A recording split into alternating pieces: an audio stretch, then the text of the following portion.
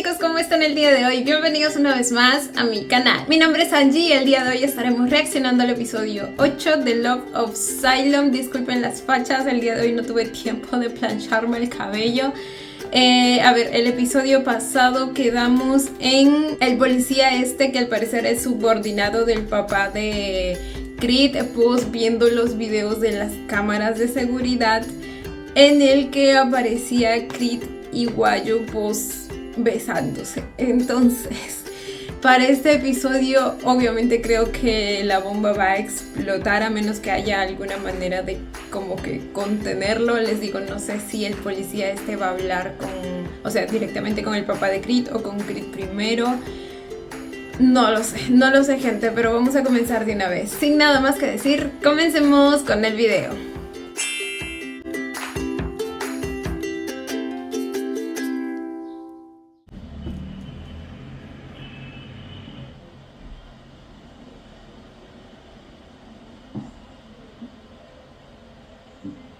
Tan domésticos.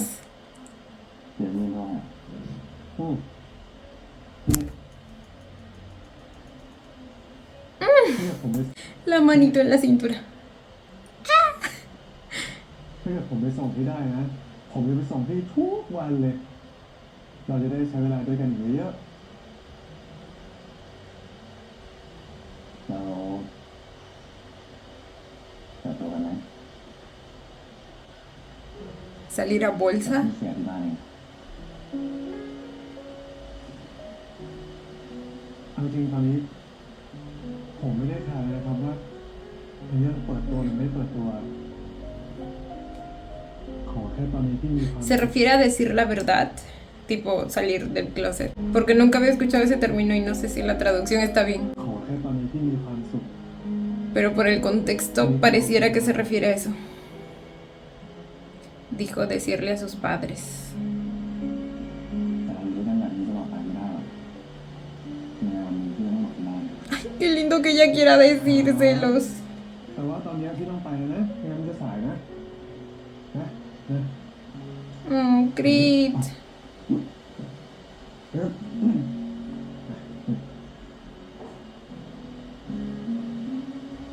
โห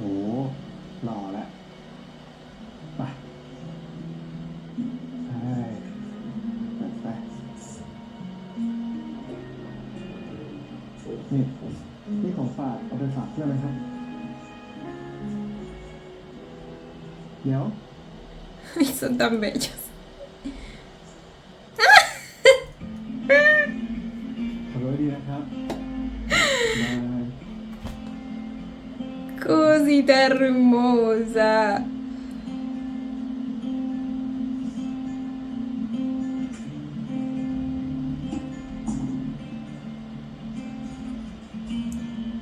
Ay, el amor.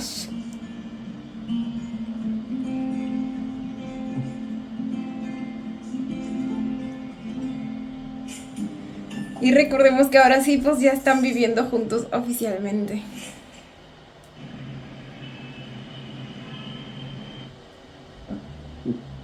สวัสดีครับทุกคนสวัสดีครับทุกกองอันนี้ผมซื้อมาฝากนะครับเอาไว้แบ่งกันนะผมครับ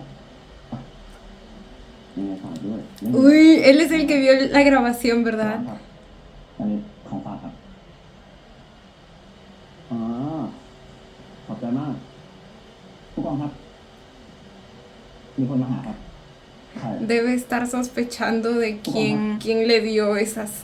esos bocaditos para compartir con sus compañeros. ผู้กองครับมีคนมาหาครับ Ay, Dios mío. Su padre. Ah. Mi reina, mi diosa.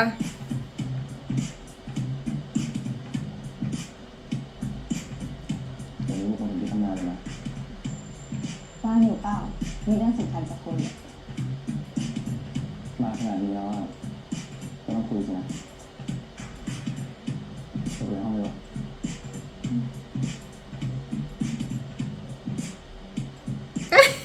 Tan reina hasta para caminar. Dios.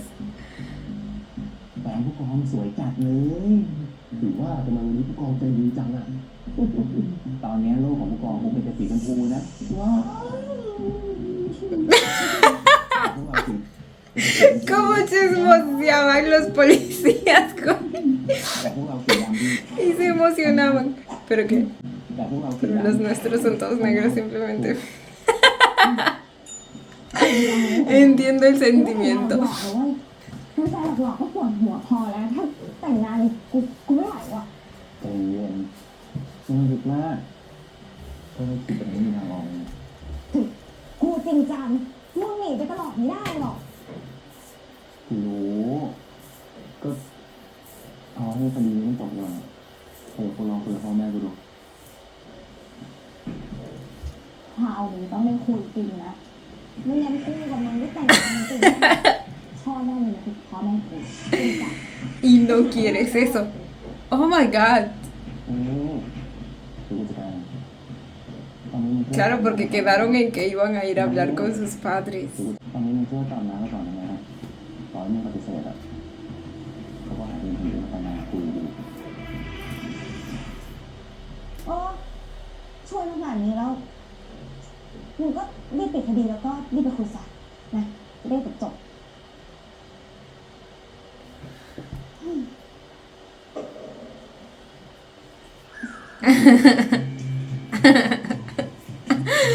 Ay, la quiero mucho.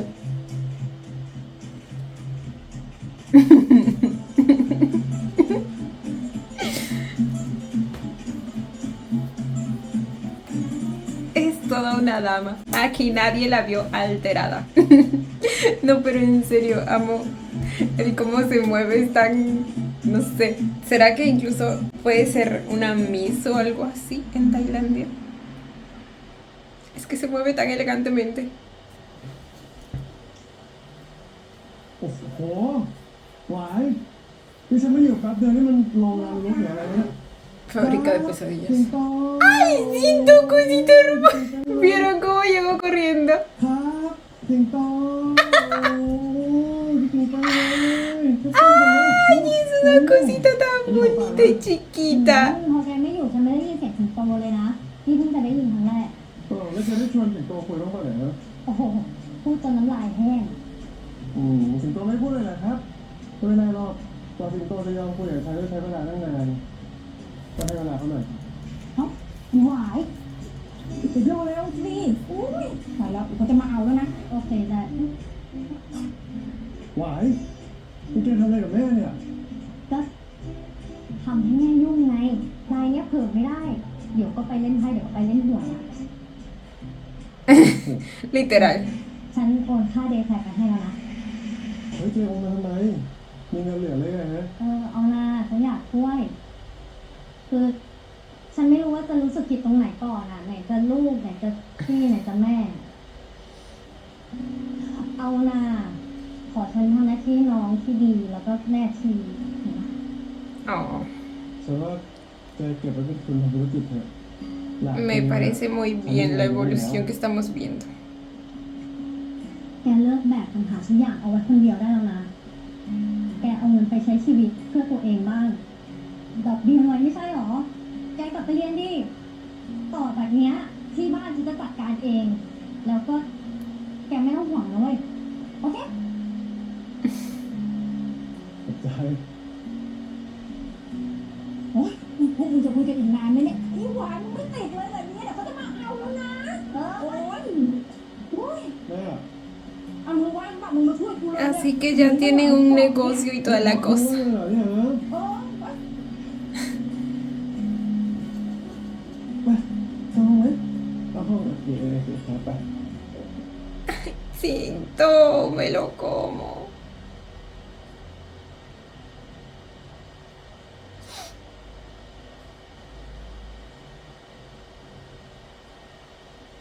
ปิด ห้องอยู่ครับ พ่อไปออกรอบกับท่านรัฐมนตรีน่ะ น่าจะกลับค่ำ La línea ๆ divisoria. ไม่อยากครับ Casi que representando la relación entre él y su familia. คดียากๆเหรอ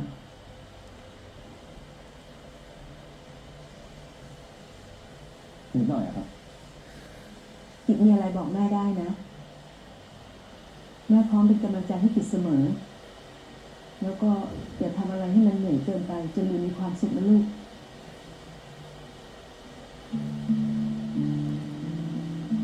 Los que precisamente le exigen tanto. Oh, cruzó la línea.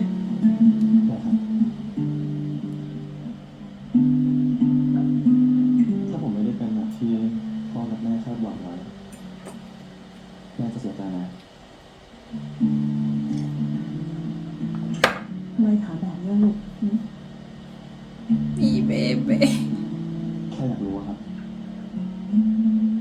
มันก็ต้องดูเป็นเรื่องๆไป แต่แม่อยากจะบอกกิจนะว่าแม่ภูมิใจในตัวกิจมาโดยตลอด กิจเป็นเด็กดี เป็นตำรวจดี แล้วกิจกำลังจะได้แต่งงานกับคนดีๆอย่างน้องใช่ไหมล่ะ แม่เตรียมแหวน Bueno, respecto a eso, มันเหมาะกับโรสมากๆเลย ครับ ay Dios mío.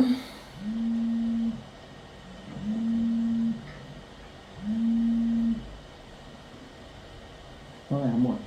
ผู้กองครับ เราพบศพคาดว่าน่าจะเป็นเหยื่อค้ามนุษย์ของคดีเราครับ โอเคครับ เดี๋ยวผมรีบไป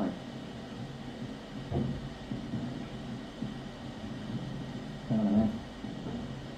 ดูแลตัวเองดีๆนะลูกนะ Justo cuando ya se había atrevido. Bueno, estaba a punto de.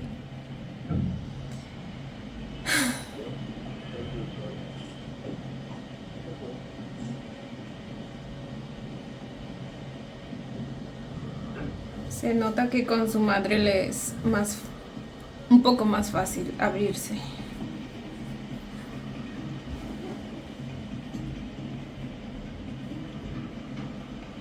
Oh my god, ผู้กองครับ lo tiraron มีคน ahí. แจ้งมาว่าพบศพมนุษย์ปริศนาที่บ่อบำบัดในโรงงาน Fosa ร้างครับ séptica. นี่ครับศพที่เราเจออวัยวะข้างในถูกเอาออกหมดแล้วครับ มีแค่ท่อนบนของเขาเท่านั้นแหละครับ ที่พอจะทำให้ระบุตัวตนได้ แต่สภาพเละพอสมควรนะครับ Ew.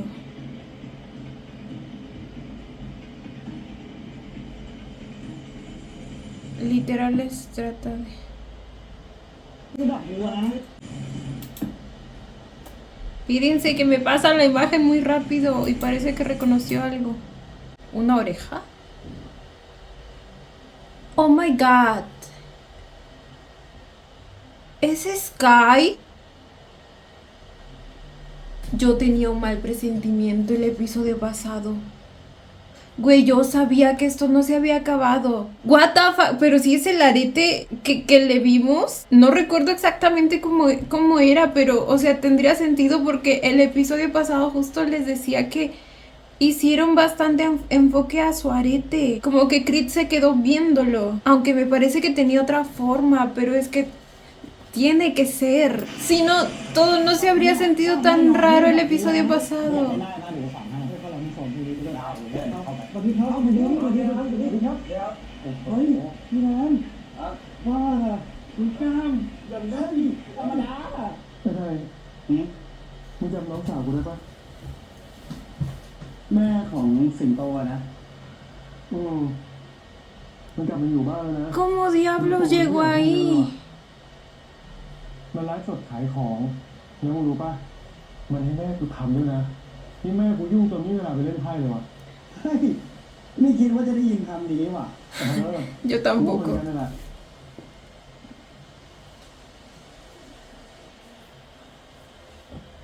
¿Fue la chica, la supuesta novia o qué กูกลับไปเรียนต่อเลยวะ o el esposo de la chica? มึงว่ากูกลับไปเรียนต่อเลยวะ มึงจะไหวเหรอวะ ทำงานไปด้วย เรียนไปด้วย จริงๆกูว่าพอมีเงินเก็บอยู่บ้านนะมันก็น่าจะครบว่าค่าเรียนค่ากินค่าอยู่เรียนจบแล้ว แต่ว่ามึงจะลาออก ก็ประมาณนั้นแหละ จะกลับไปเรียนต่อหรือวะ Y bueno, el momento tenía que llegar. Aunque sí me da un poquito de pena por Tai que se quedaría solito. O sea, no solito, pero era su bestie. นั่นเลยพี่บอย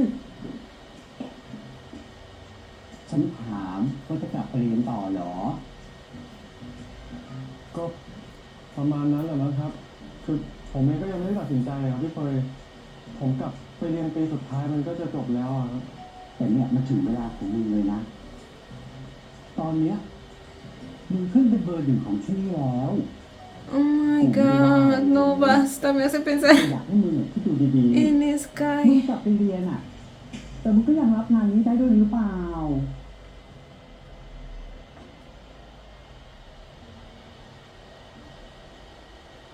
มึงจะทิ้งโอกาสดีๆแบบนี้ไปตอนนี้เหรอวะ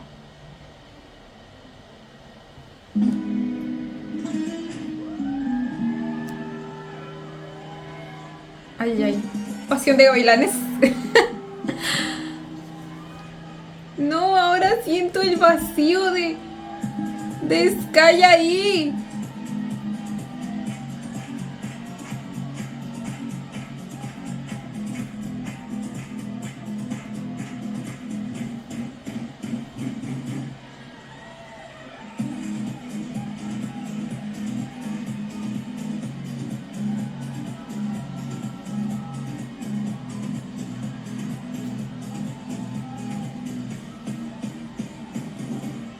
Uy. El sonido de caballos.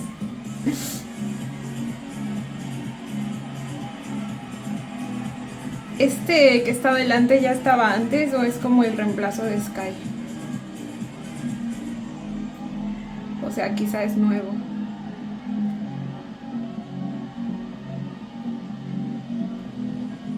No me acuerdo. Porque mis ojitos siempre estaban o con Wayu o con Tai o con Sky.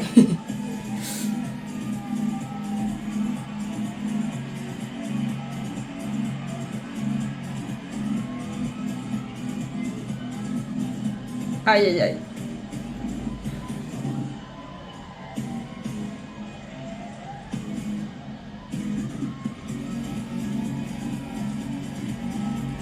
Ah, caray. Ah, es un látigo.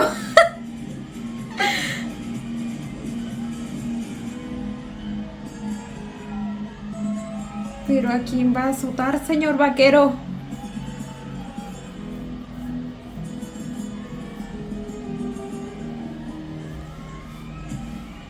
Vale más un nuevo amor. Me sonó a esa canción.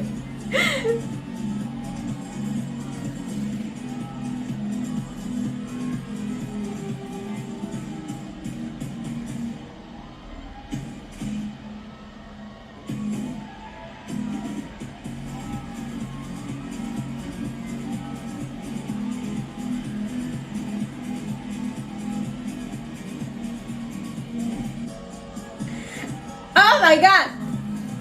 A veces siento que estoy viendo algo prohibido.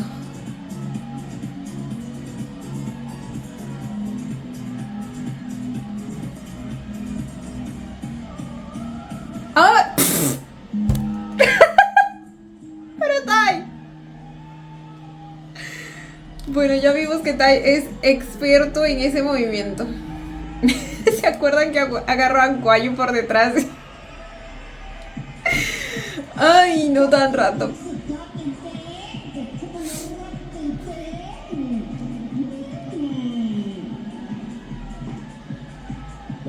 Muy lindo. El gran cliente. Ay, no, ahora tengo miedo de cada cliente, Dios mío.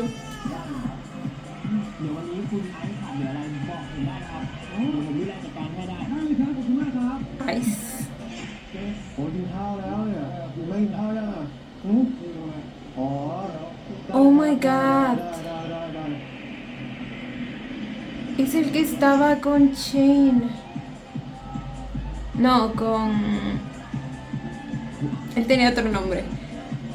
ผมไม่ซื้อไหนเขาเหมามา500ดิบริการเขาดี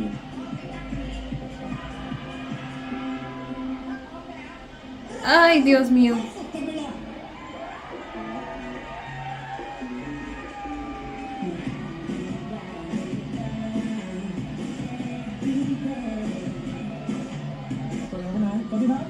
Ah, bueno. Foy también participa. ที่ไหนใช่ไหมครับเต้นได้ครับคุณไอซ์อยากให้บริการแบบไหนดีครับอ๋อแบบไหนก็ได้ครับนี่เป็นไม่ค่อยเป็นอ่ะครั้งแรกถ้างั้นลองดูแบบนี้ฮะ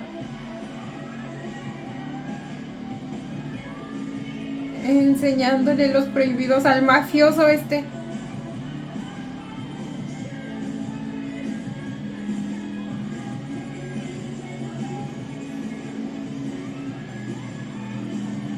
คุณไอซ์ผมชงเหล้าให้ก่อนนะครับครับ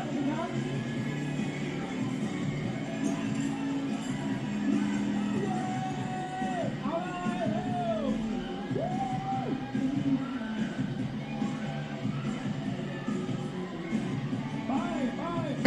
คุณไอซ์ครับ La cara de Goyo. ¿Estará aquí por algún encargo? ¿O es más bien como su tiempo libre? Ay, en cualquier caso me da mucho miedo. กลับบ้านดีๆนะครับไป3,000พอไหมเอาไปเลยthank you อันนี้เฮ้ยมานี่มาAh, bueno. Se ponía a regalar dinero. พี่ไอรีบกลับจังเลยครับพี่ไออุตส่าห์บอกผมเมื่อคืนเนี่ยแล้วพี่ไอรีบกลับแบบเนี้ยผมไม่แน่ใจว่าพี่ไอไม่ชอบอะไรผมหรือเปล่าหรือว่าผม Guayu va a intentar sacar la información nuevamente. มานี่แค่อยู่ดึกไม่ได้อ่ะยังไงก็คราวหลังก็ไว้ค่อยชดเชยพี่แล้วกันเนาะได้ครับขอบคุณมากนะครับถ้างั้นถ้าเกิดพี่ไอซ์จะมาเมื่อไหร่พี่ไอซ์บอกผมได้เลยครับเดี๋ยวผมยินดีพร้อมบริการโอเค See you bro See you ครับ See you, bro.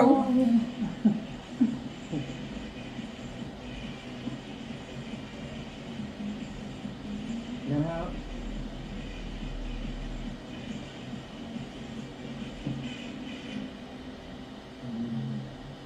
Ay, señor. อย่างนี้เหรอนั่นแหละ ไปเอาน้ำเปล่าเลย Tubería. Bye. ยังจะไปอีกเหรอ รอบที่แล้วตำรวจก็ลง ช่วงนี้ยิ่งข่าวน่ากลัวมันก็เยอะอยู่ด้วยนะเว้ย ผมดรอปลงไปแล้ว เงินมันดีอ่ะ พี่เกม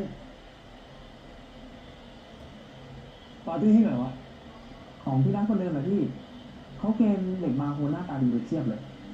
แต่ว่ามีแต่ผู้เลือกทีนะพี่ห้ามแพ้ห้ามหลุด Ay, no.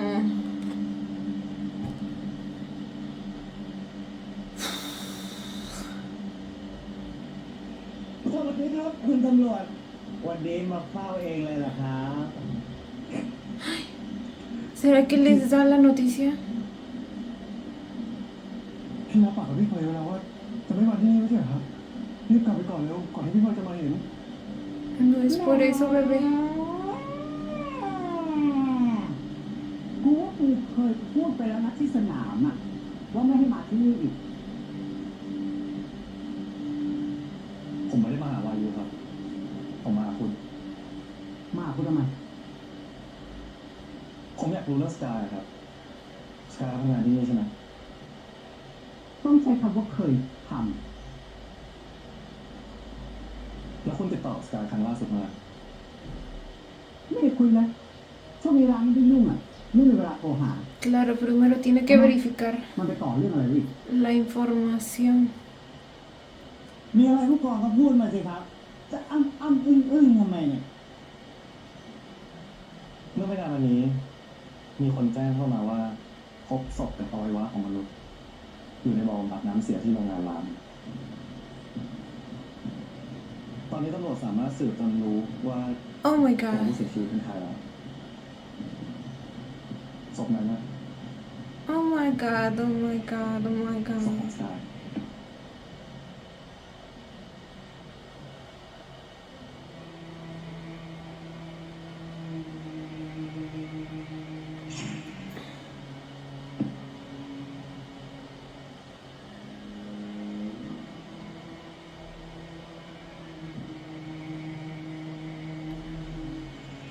Ay, sí, tenía sus...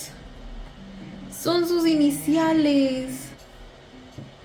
Antes no lo había visto de esa forma. De hecho, no sé por qué recordaba como un pendiente largo. Pero como ya saben, pues no puedo confiar en mi memoria.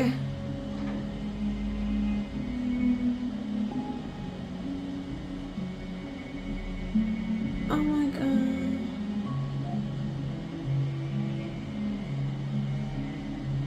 Yo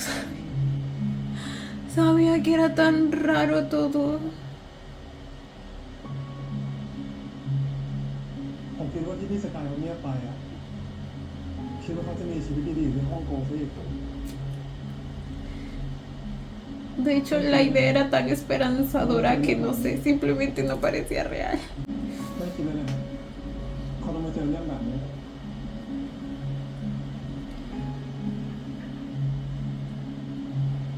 ไม่มีใครคิดหรอกแล้วก็ไม่มีใครอยากให้เกิดเรื่องแบบนี้ขึ้นเลย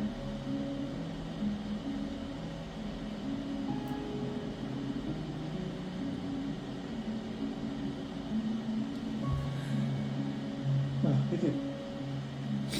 ผมเห็นน้องในร้านนั่งคุยกันว่านัดนั่งกำลังจะจัดงานปาร์ตี้อ่ะผมได้รายละเอียดงานมาแล้วนะครับทีนี้เหลือก็แค่เข้าไปอ่ะแค่ผมเข้าไปนะครับ ไม่ได้ส่งรายละเอียดมาเดี๋ยวที่อยากพี่จัดการมัน แต่ผมมีไลน์กรุ๊ป VIP แล้วนะพี่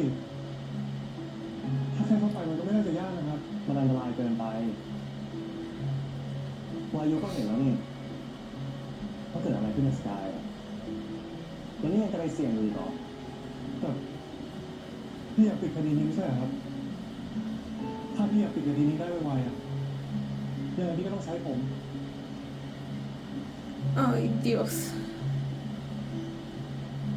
คือผมกลัวว่าเรื่องนี้มันจะเกิดขึ้นกับไปไทยพี่เฟยหรือว่าน้องๆในร้านโมลิสอะครับ Fue. ผมไม่อยากให้เรื่องแบบนี้มันเกิดขึ้นอีกแล้วอ่ะ Ay, entiendo ambas posiciones. Pero me da miedo.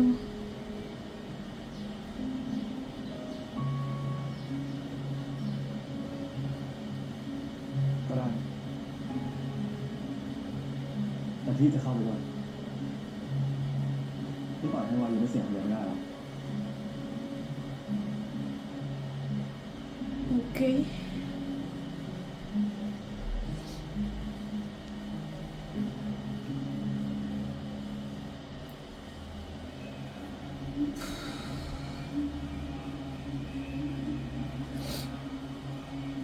Oh, por el luto supongo. Ay, no me pongo la mano. Oh my god, es de mi año.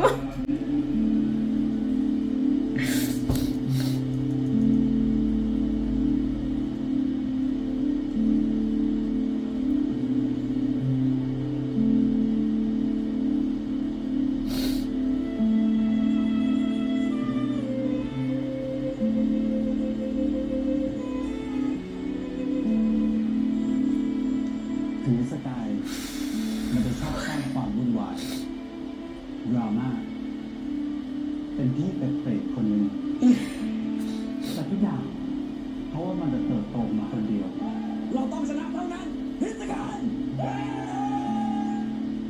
สู้ทุกอย่างเพื่อชีวิตที่ดีขึ้น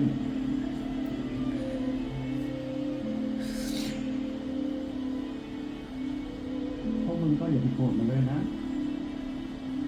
มันก็ได้ลนมันก็อื่นนั่นแหละขอบคุณมึงมากเลย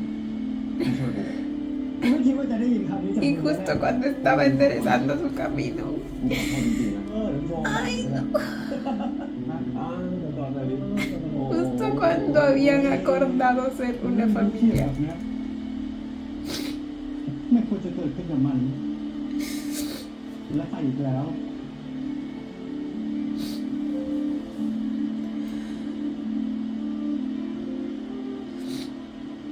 กูรู้ว่ามึงคงจะใช้ชีวิตแบบที่มึงฝันได้แล้วนะ ขอให้สวรรค์สนุกสุดเปลี่ยนได้เข้าครึ่งหนึ่งของมูลิเตียนดี que no es divertido, él lo va a hacer divertido. No se preocupen.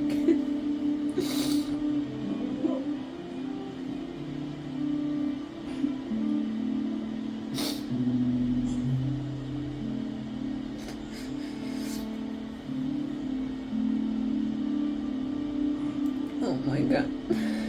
Y para Foy, literal, todos ellos son como sus hijos.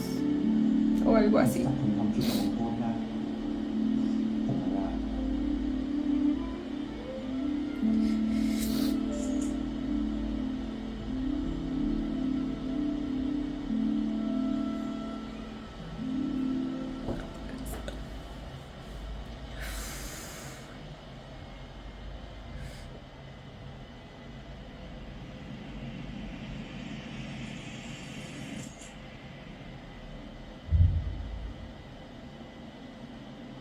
Ay.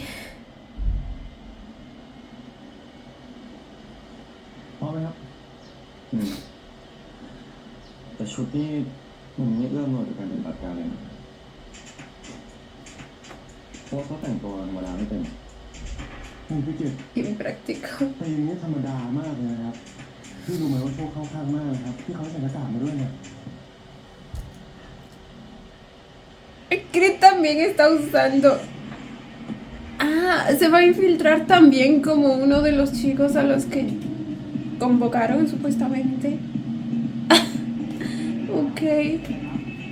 Pues hagamos justicia.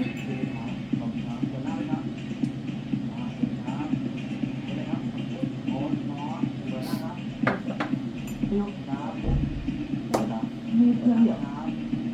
ใช่สวัสดีครับ งั้นเราไปกันเลยนะครับ ไปสิไป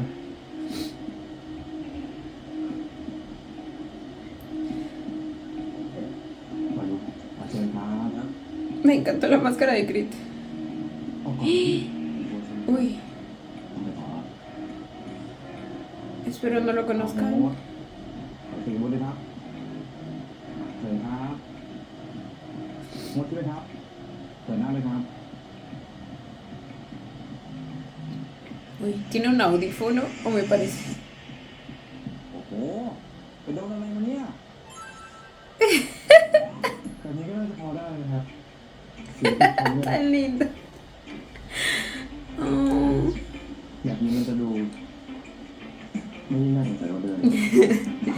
No, pero el audífono que tiene acá sí que es muy obvio. O sea, y de hecho con la linterna apuntándole directamente, es raro que no lo vayan a notar. Pero bueno, ignoremos ese detalle. คนเข้าหรือว่าเขามาเจอพี่ก็จบเพจพอดีนี่พี่เชื่อสกิลปากผมเลยนะเชื่อลูกค้า VIP คนรีเควสมาพี่ คนอื่นไม่เห็นเต็มขนาดนี้เลย แปลกๆนะเนี่ย นี่พี่จริงๆท่านไม่ให้บอกแต่ถ้าเกิดมีปัญหาคนไหนบอกได้นี่สิงโตเขาเป็นคนรีเควส Él también tiene un audífono. ไม่อยากให้ใครรู้ โอเค อาจจะเป็น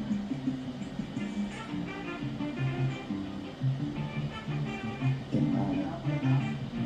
เอาแล้วของจริงพี่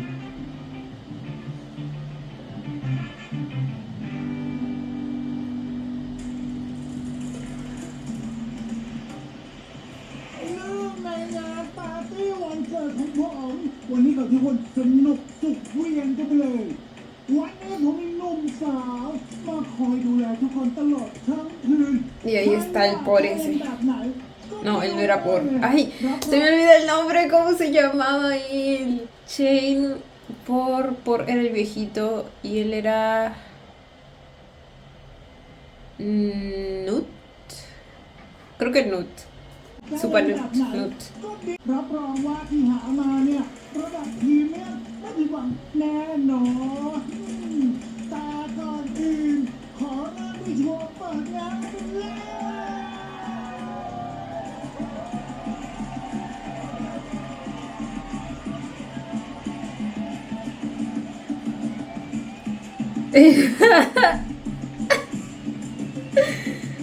Ah, bueno, se aprendió el acorio y toda la cosa. Chris dándolo todo. Claro que Jess no iba a dejar solo a su chiquistriquis en esto.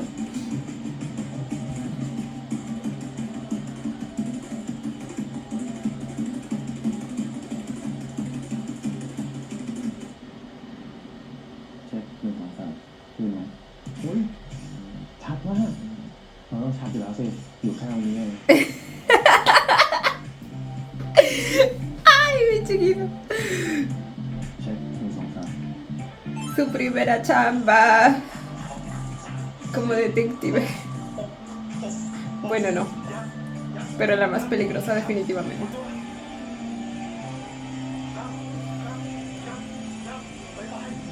Ay, encima también le está dictando. นี่เราใช้ป้องกันตัวนะ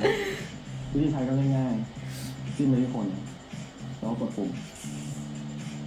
ถ้าไม่จำเป็นก็ไม่ต้องใช้นะตกใจหมดเลยครับน่าจะพอแล้วล่ะ La sombrita rosada, no supero. ผมก็พร้อมแล้ว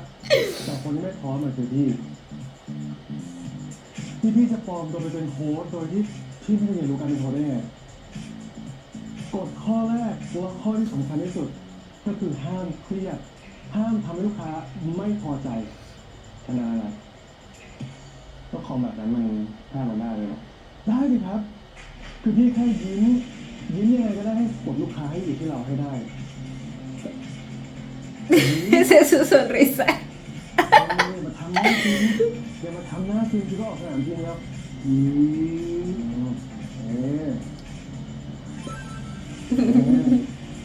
จริงมาก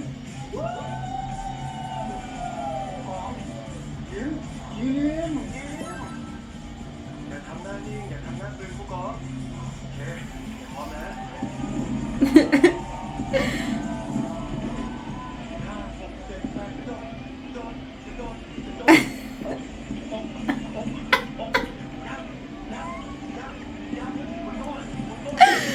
Imagínenselo tratando de recordar a la vez los pasos y a la vez sonreír.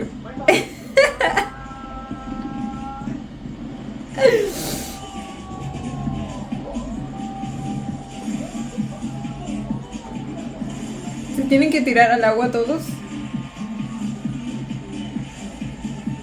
Ay, Dios mío. Ay, sí lo podría reconocer él. Esperemos que no todos.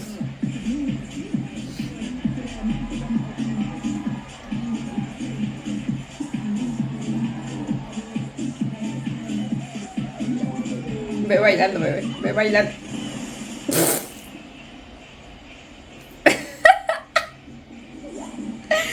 La acaba de tirar al agua. น้องชื่ออะไรจ๊ะ มิสติกครับ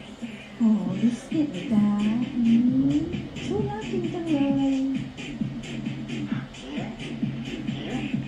แล้วทำไมข้อสอบเนี่ย ¿Cuál es la número 2? Seguirle el juego. ข้อที่ 2ที่สอนไปได้ไหมกฎข้อที่ 2ถ้าเกิดว่าพี่เจอลูกค้าเนี่ยให้พี่ถามคำถามสวัสดีครับพี่ชื่ออะไรครับแล้วพี่ชื่ออะไรครับ พี่ตุ๊กตาจ้ะ อ๋อพี่ตุ๊กตาวันนี้พี่ต้องการแบบไหนดีครับวันนี้พี่ตุ๊กตาอยากได้ฟิลแบบไหนครับ พี่เอาเป็นอบอุ่นนุ่มนวลแอบมีซ่อนเปรี้ยวด้วยนะจ๊ะ ได้ครับวันนี้พี่อยากดื่มไหมครับ แล้วอยากดื่มอะไรไหมครับ ตอนนี้สปาร์ตี้ไวน์ดีที่สุดแต่น้อง ได้ครับดี Ay, Dios mío. พูดถูกต้องเป๊ะทุกประโยคแล้วก็อย่าลืมนะครับกล้องเอนเตอร์เทนยั่วแขกใหญ่ด้วยนะครับงั้นเดี๋ยวผมขอแต่คนดื่มนะครับ Excelente trabajo. Lo que le debe estar costando esto a mi chiquito. ขอบคุณมากๆเนาะเป็นไฟเย็นจ้ะผมทำผิดตรงไหนอ่ะเอาให้จบคืนนี้ก่อนเถอะ Castigado vas a terminar, dice bebé.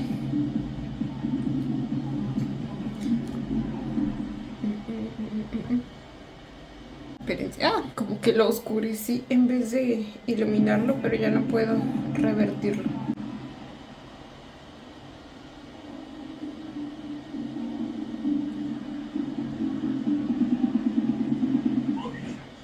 Excuse me.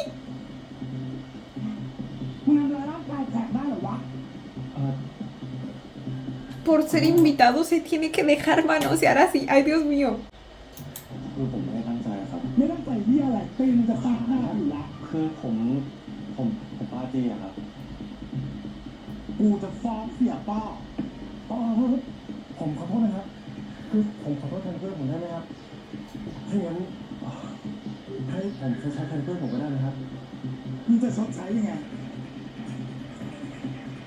ก็เมื่อกี้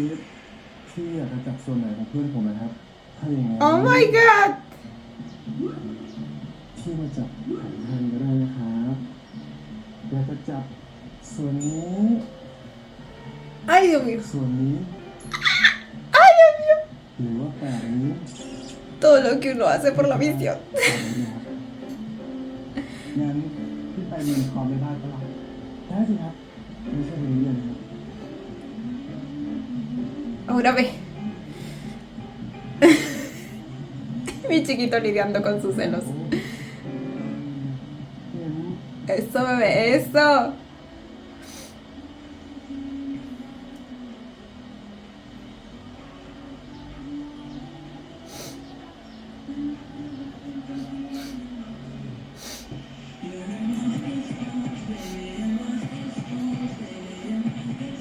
No, pues ponen buena música.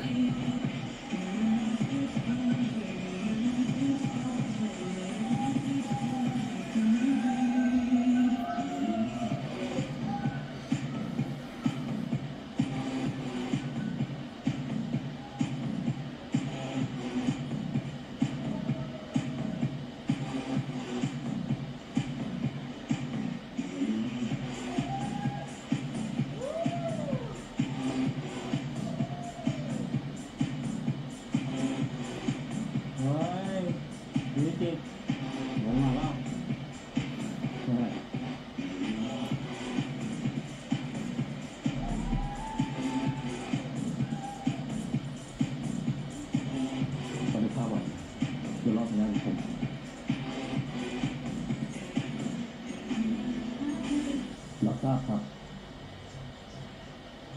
มีสัญญาณอย่างเดียวกันผู้กอง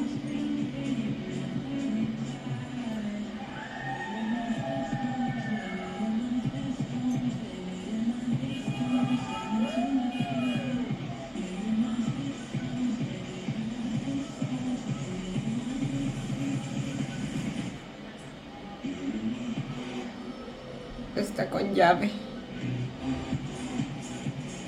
Y sí, no creo que sí hay algo importante.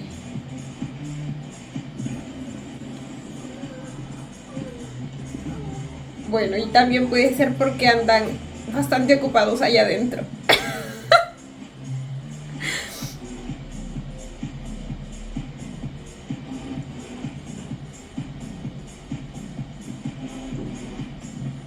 Oh my god.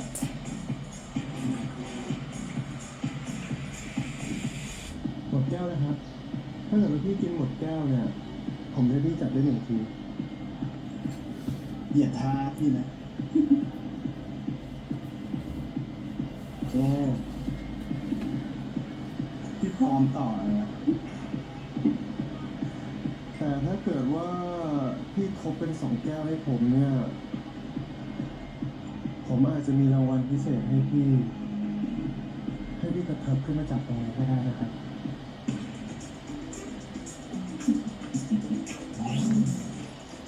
Eso, bebé, emborrachalo. ผมขอเป็น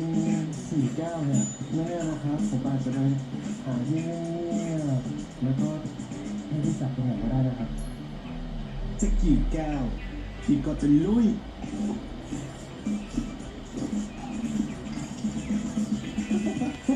เก่งมากครับเอาอย่างนี้ก่อนนะครับเดี๋ยวผมเอาน้ำเปล่ามาให้พี่กิตครับอันนี้สลับลูกค้าได้แล้วนะครับลองตัวด้วยนะครับ ออกมาโซนด้านหลัง ยังไม่มีอะไรน่าสงสัย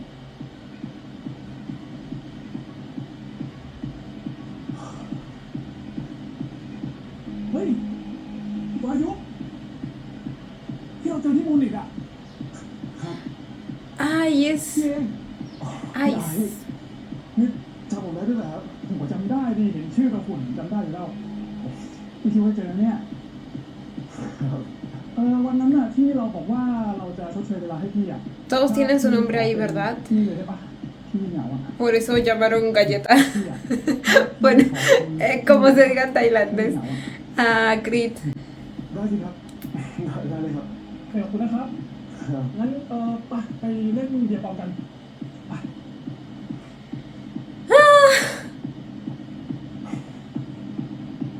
จริงครับแต่ผมขอจัดการตรงนี้ก่อนเลยครับเดี๋ยวผมตามไป Ay, Dios mío. รู้แล้วพี่ไอ้ครับ ที่พี่ไอ้มาที่นี่คือพี่ไอ้รู้จักกับเสียโป้เหรอครับ ทุกคนที่นี่ก็รู้จักหมดนะสนิทบ้างไม่สนิทบ้างธุรกิจบ้าง yes ชนะไหนรางวัล แล้วพี่ไอ้อยากจะขออะไรล่ะครับ งั้นขอแบบเดี๋ยวเมียเลยได้ปะ Uy. Estoy escuchando todo. เอาให้มันพอดีพอเก็บไป ล้อเล่นจะบ้าสีหน้าดิเอ้าตาเราแล้ว ตามผมนะ เออ เฮ้ย ยัง Enfocado, bebé, enfocado. โซนแรกคืออะไร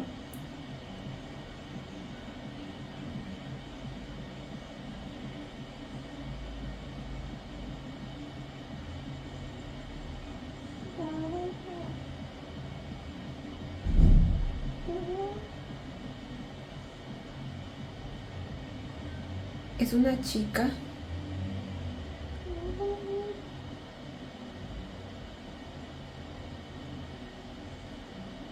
Ay, ¿alguien lo está viendo?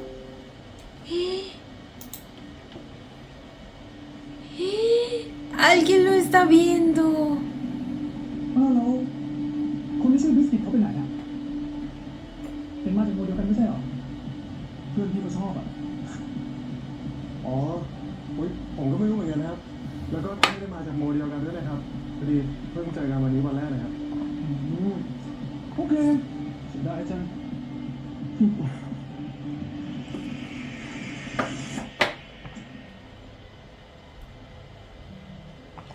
Y si el tal Ice sabe cosas. O sea, claro que sabe cosas, me refiero a que si se dio cuenta de que estos dos posts están aquí con otras intenciones.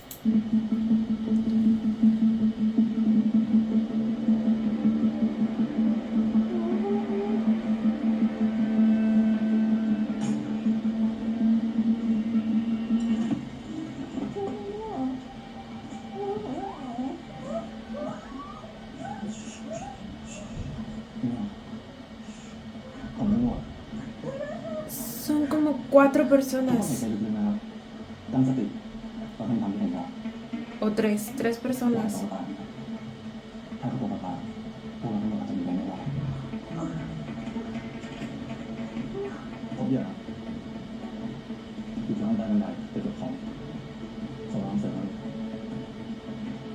ที่มานะครับตามคุณเชิญไปคุณเป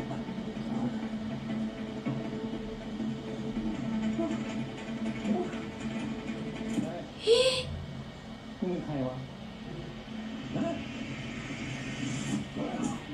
Eso.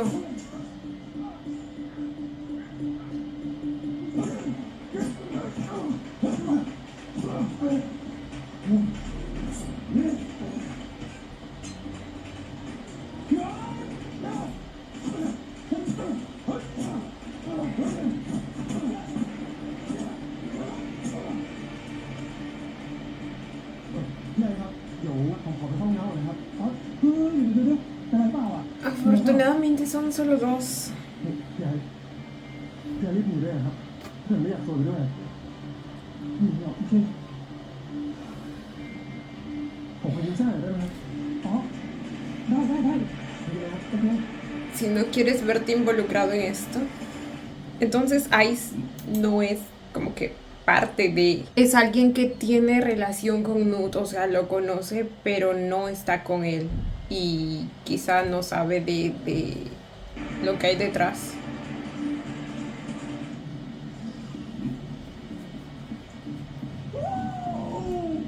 Porque, o sea, sí, por su actitud parecía un poco muy inocente como para... นี่ไปเถอะครับตำรวจมาครับ อะไรนะ ตำรวจมาครับคุณนัทไปเถอะครับ ตำรวจเหี้ยนะ นัทครับ Eso. Eso.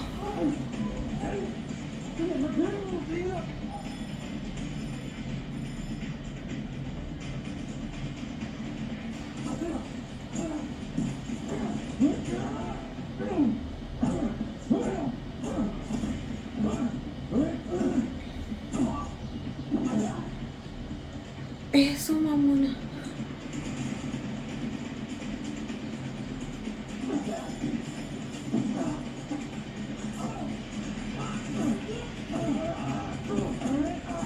Ay, sí, son varios.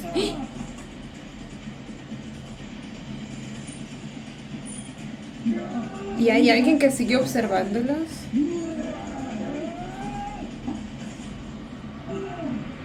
Con el látigo, bebé. Eso. No mames. No mames, qué pedo con ese movimiento. Vamos, chiquita.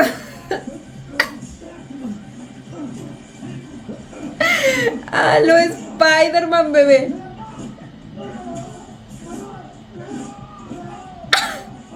Ok, ese movimiento sí es más creíble. Pero el de envolverle la mano. ¡Oh!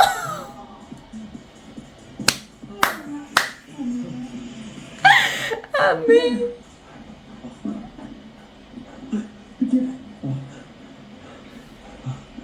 ¿Todo bien? ไม่เป็นไร Ok. ทุกท่านอยู่ในความสงบให้พลเมืองท่านไม่อยากโดนคดีข้อหา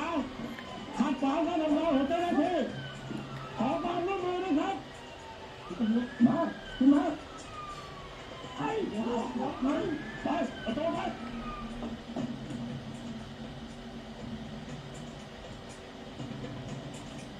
ควบคุมสถานการณ์ไม่ได้ครับ แต่ว่าเสียป้อมหนีไปได้ครับผู้กอง No, de nuevo. แบ่งคนไปช่วยเหยื่อด้วยระบุตัวตนแล้วก็แจ้งญาติไปตัวตั้งครับผู้กอง Ay, pinche por. รีบพาเหยื่อออกไป ¿Cómo corre tan rápido si ya está en las últimas de su vida? Dios mío. Y encima con la panzota que tiene.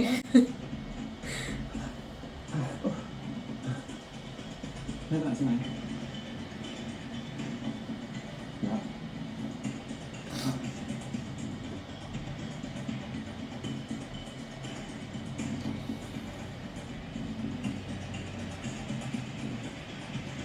No me había dado cuenta que tenía pupilentes. Muy chiquito guayo.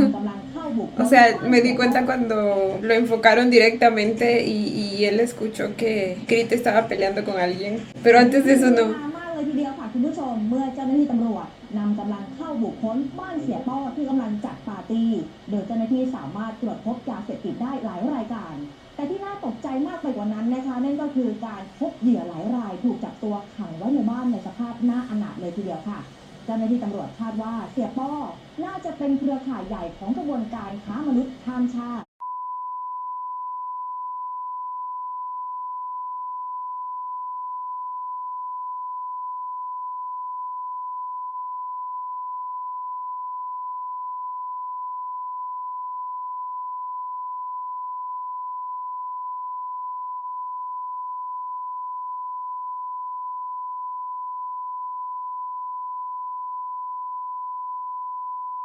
และขณะนี้นะคะทีมข่าวของเราก็อยู่กับร้อยตำรวจเอกกฤษดาวุฒิหัวหน้าชุด Ok, al menos Salió a la luz eso por fin. ให้สำหรับงานปลอดภัยครับแต่สิ่งที่ดีที่สุดคือเราได้ช่วยเหลือเหยื่อที่ได้รับบาดเจ็บมาได้นาน ส่วนคนร้ายหรือเสียต้อตอนนี้กำลังหลบหนีอยู่และทางตำรวจได้ออกหมายสกัดเรียบร้อยครับขอบคุณครับ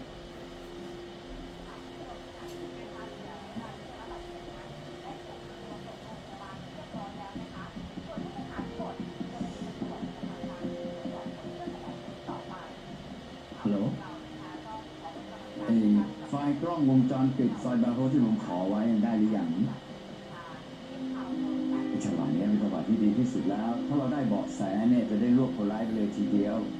แล้วผมก็จะได้ดันคดีนี้ให้สื่อทำข่าวมากขึ้นด้วย ๆผมตรวจสอบเลยก็ได้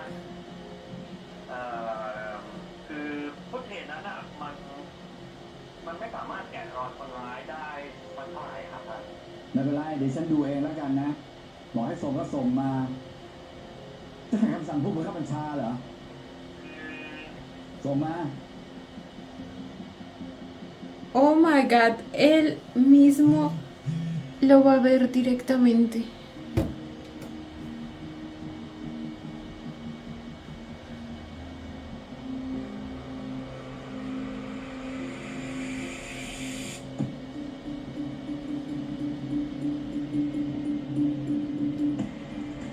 Pero es en serio que le pidió justamente ese momento o qué pedo. ¿Por qué tenía que ¿por qué tenía que mandárselo sí o sí? Y, o sea, no creo que ellos hayan sido los únicos que hayan pasado por ese lugar o esa salida en todo el día, ¿me entienden? Como que hubiera tenido un poco más de sentido que le mande toda la grabación de todo el día y ahí mientras él buscaba pues hubiera visto esa parte, ¿me entienden? Pero bueno, vamos a imaginar que fue así. Y bueno chicos, este fue el episodio 8 de Love of Asylum. Güey, tuvimos una pérdida que no me esperaba. O sea, sí sentía algo raro el episodio pasado con respecto a lo de Sky yéndose a Hong Kong, pero no pensé que iba a ser, o sea, pensé que era porque aún faltaban cosas que descubrir acerca de su historia, ¿me entienden? O como que aún no estaba cerrado esa línea. Y ahora me dicen que murió y no fue cualquier muerte, lo asesinaron, le sacaron los órganos. Güey, ¿cómo terminó ahí en primer lugar? O sea, sabemos cuál es la organización que está cometiendo estos crímenes, pero también recuerden que aparece el esposo de la chica con la que se iba a ir el episodio pasado, entonces no sé si mediante él fue que pasó todo, porque a la vez parece tan personal, o sea, lo encontraron solo a él en esa fosa. Ay no, qué horrible. Además de eso, se supone que por como que capta a sus víctimas en este tipo de fiestas, así como las que vimos en el cuarto encerrados, y supuestamente Sky pues se iba a retirar de esto, entonces no me lo imagino yendo a otro trabajo fuera de Moonlit. No sé, todo es muy muy raro, pero bueno, tuvimos su despedida como debe ser. Amé que nos hayan mostrado pues su velorio, el que su familia esté ahí. Las palabras de Foy creo que fueron bastante acertadas. Me mató el enfoque a su foto, me mataron los recuerdos con él también, porque efectivamente fue un dolor de cabeza para Guayu durante mucho tiempo, pero definitivamente no merecía morir así. Y especialmente después de que, como les digo, recapacitó acerca de sus acciones y todos terminaron como una familia tan bonita. Y se despidieron y le desearon lo mejor y él tenía la esperanza de empezar una vida nueva. Y luego simplemente le arrebataron la vida de una manera tan vil y atroz y o sea, es un golpe de realidad también para todos ahí, porque en cualquier momento, como bien dice Guayu, le puede pasar a cualquiera. Y les digo, es natural que a este punto él quiera como que finalmente acabar con el caso, porque sabe que muchas de las personas que para él son su familia están en peligro. Tai, Foey o cualquiera de los chicos de ahí. Entonces obviamente este hecho de algún modo motiva a Guayu para volver a ser como que un infiltrado. Claro que esta vez Creed lo acompaña porque evidentemente a él también pues le preocupa. Imagínense mandarlo solo y que algo le pase. Se sentiría culpable para el resto de su vida. Entonces me pareció una muy buena decisión y nuevamente demuestra el cuidado que Creed tiene por Guayu. De hecho, a este punto tienen una relación de cuidado mutuo tan bonito y lo pudimos ver al inicio del episodio. Creed también como que ya quería o estaba dispuesto a hablar con su padre y se lo comenta a Guayu y Guayu le dice que pues no hay apuro y así. Pero se nota lo decidido que está empezando a estar Creed y me enorgulleció bastante y amé el detalle de que Guayu también pues le haya enviado bocaditos a sus compañeros de trabajo. Son tan acciones de pareja casada, incluso los compañeros de trabajo de Creed lo notaron. Claro que obviamente ellos piensan que es de Rose porque es la supuesta novia, pero nosotros sabemos que no. Y hablando de eso, pues Rose también a este punto como que ya se empieza a sentir un poco acorralada porque están cada vez a un paso más del matrimonio y es tan frustrante que ni siquiera dependa de ellos, sino que es porque ambos padres hablaron y así. O sea, odio aquí, pero bueno. Creed le dijo a Rose que va a esperar a que terminen el caso para finalmente pues poder comentárselo a su padre. Claro que ya vimos que el señor terminó enterándose mucho antes y de manera tan sorpresiva. O sea, me imagino que para él fue como un balde de agua fría justo cuando estaba empezando a sentirse orgulloso de su hijo y de lo que había hecho en su papel como policía y así. Pero pues no tendría por qué ser razón de sentir menos orgullo, pero ya sabemos cómo es él y también los planes que tenía para su hijo, entonces claramente va a tener problemas con eso. Ya veremos cómo lidia con la situación. ¿Ustedes creen que sea capaz de como que quitarle el puesto o algo así? Porque sabemos que llegó ahí un poco con ayuda de su padre, entonces no sé de qué sería capaz el señor por decepción, aunque les digo no debería, pero probablemente la reacción inmediata sea esa y es la que más le va a doler a Creed, porque sabemos que todo este tiempo precisamente lo que ha querido y buscado hacer es no decepcionar a sus padres. Pero bueno, gente, ya lo veremos cuando llegue el momento de la verdad. Aquí dejo el video, cuéntenme ustedes también qué les pareció cuando lo vieron. Yo como siempre los estaré leyendo. Y bueno chicos, esto ha sido todo por el video de hoy. Espero que les haya gustado, no olviden darle la manita arriba y suscribirse si les gustó el video. Si les gustó mucho, ya tienen el botón del super gracias activado por si quieren colaborar con el canal. Obviamente solo si así lo desean. Ya los estaré viendo en un próximo video. Bye. Los quiero. No olviden seguirme en Instagram.